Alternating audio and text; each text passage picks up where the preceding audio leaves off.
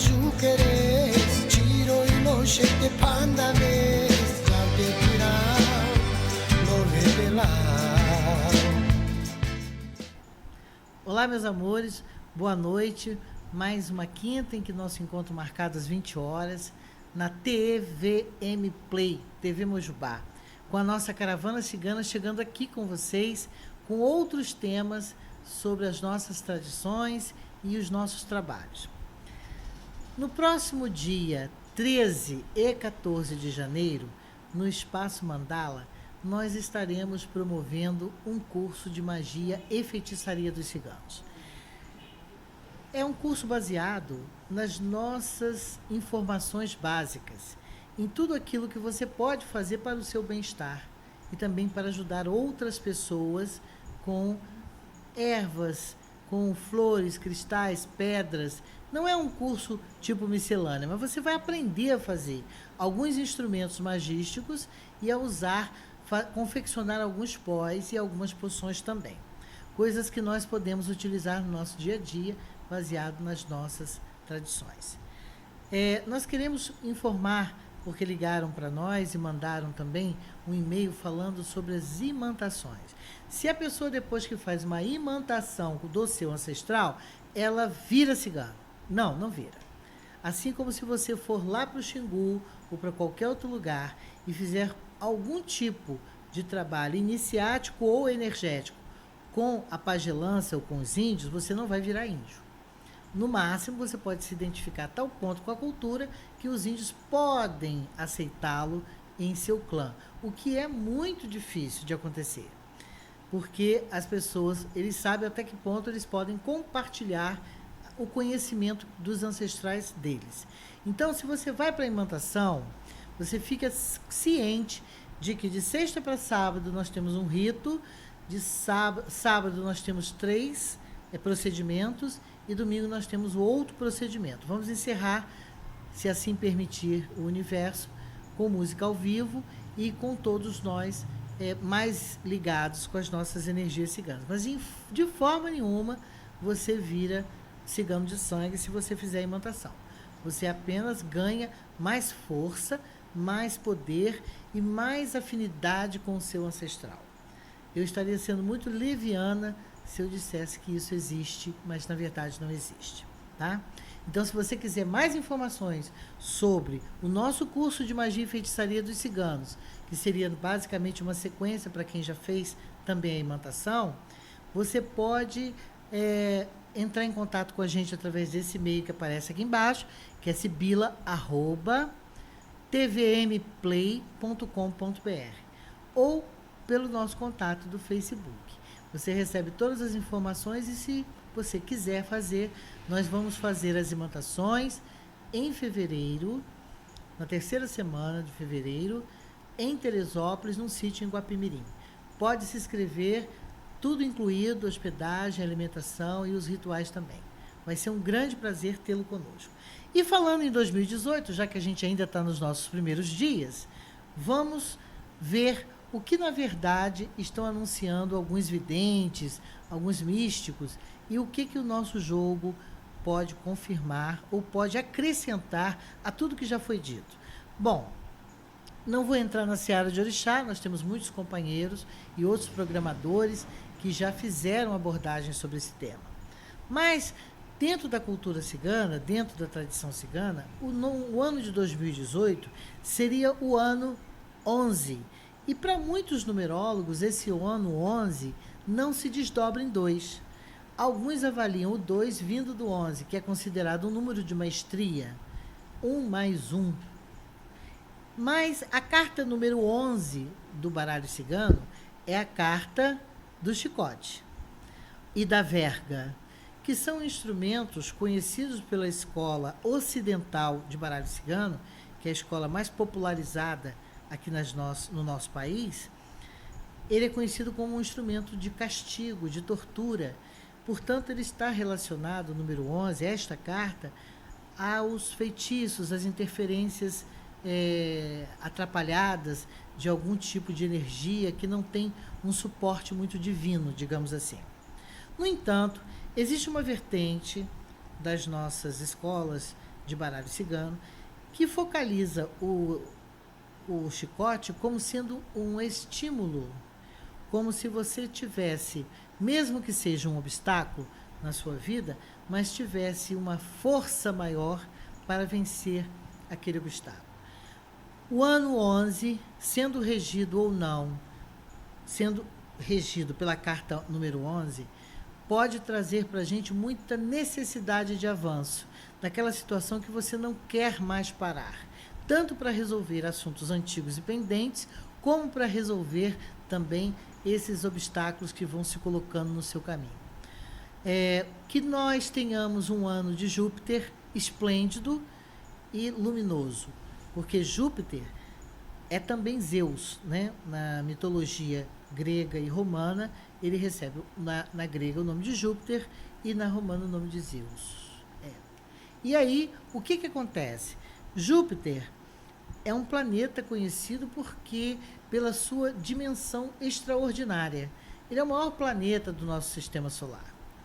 E ele vai começar a reger este ano de 2018, no dia 21 de março, que é quando o Sol entra no signo de Áries.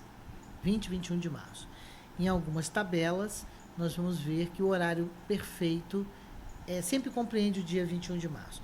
Então, o Júpiter começa aí o seu ano astrológico, ampliando tudo. Aí, quando a gente diz tudo, as pessoas pensam assim, nossa, mas Júpiter, estando em Sagitário, então, que maravilha!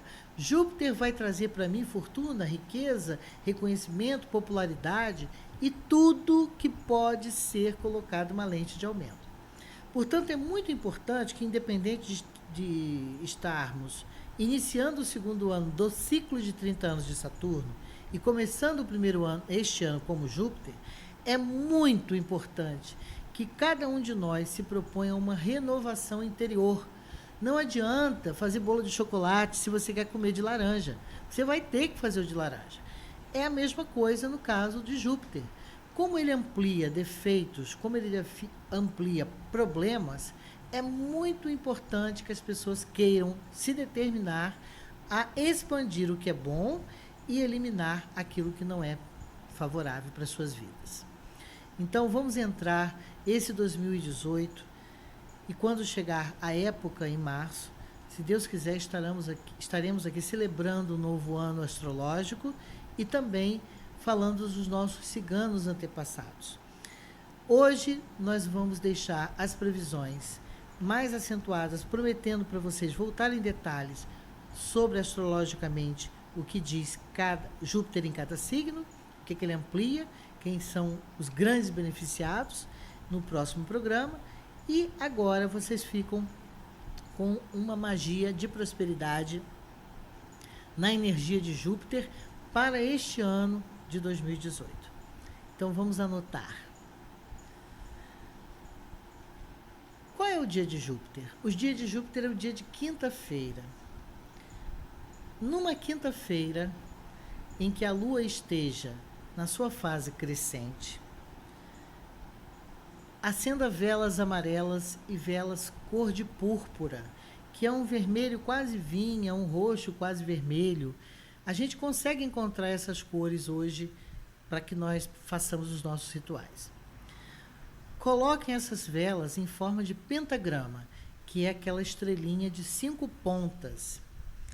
E vamos colocar em cada ponta os nossos principais desejos. Aquilo que você quer de próspero na sua vida, começando pelo maior bem material que o homem tem, que é a saúde.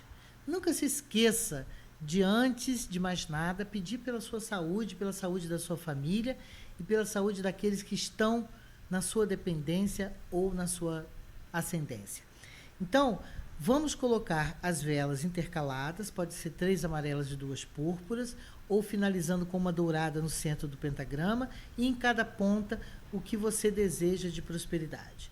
Saúde, amor, dinheiro, bons trabalhos, bons clientes, tudo dentro da necessidade de cada um. Harmonia, paz. As pessoas, quando falam em prosperidade, têm que entender que nós não estamos falando apenas de lucros e felicidade e muita divulgação. Nós estamos falando da energia de prosperidade, que é um direito do ser humano. Nós não estamos nesse planeta para a gente sofrer, não. A gente está nesse planeta para superar obstáculos, mas para encontrar a felicidade plena.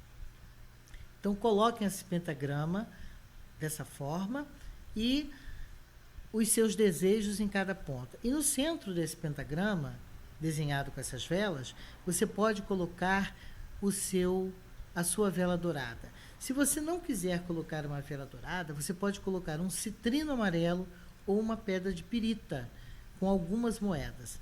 Peça saúde, peça pela saúde, pelo trabalho, pela evolução, pela prosperidade, pelo dinheiro, pela paz. E a gente chega lá, porque o ano de Júpiter tem que começar com essa vibração. Daqui a pouco a gente volta, tá bom?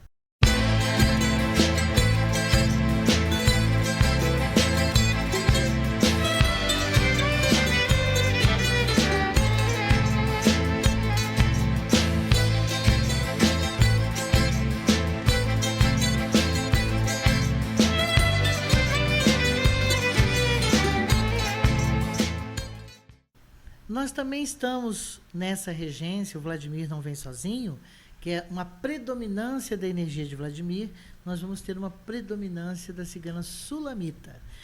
Mas sulamita, como Vladimir, também é uma categoria energética onde vários ancestrais se agrupam sob uma única chancela, digamos assim. Então, nós temos também várias informações de diversos caminhos de sulamita. Mas as mais próximas de nós são as sulamitas que vieram da Espanha. Algumas de Sevilha, algumas de Madrid e algumas também, e uma sagrada, para mim, de Palma de Maiorca. Essas sulamitas têm uma característica muito comum. Todas elas são muito voluntariosas, todas elas são muito determinadas. E elas gostam muito de homens livres para elas, homens que possam juntar-se a elas num universo de respeito, de carinho e de participação. Não tentem submeter uma cigana, uma mulher regida por sulamita. Não dá certo. É mais fácil que ela suma da sua vista e vá para outro canto e você jamais tenha notícia dela. Sulamita gosta muito das cores do arco-íris e da cor violeta sozinha, ou das cores do violeta com as cores do arco-íris. Também das roupas sevilhanas. São muito admiradas. Frutas, de um modo geral. Os assados, de um modo geral.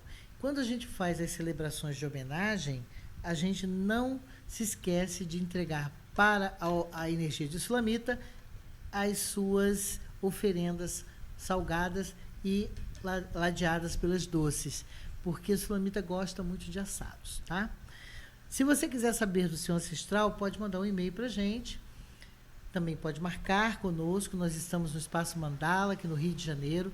Nós damos consultas online e damos consultas presenciais.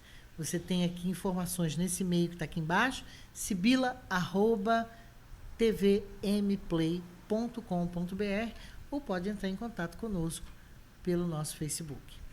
Esse ano vai ser muito próspero para todos nós. Um grande abraço, meus amores. Que Santa Sara ilumine vocês.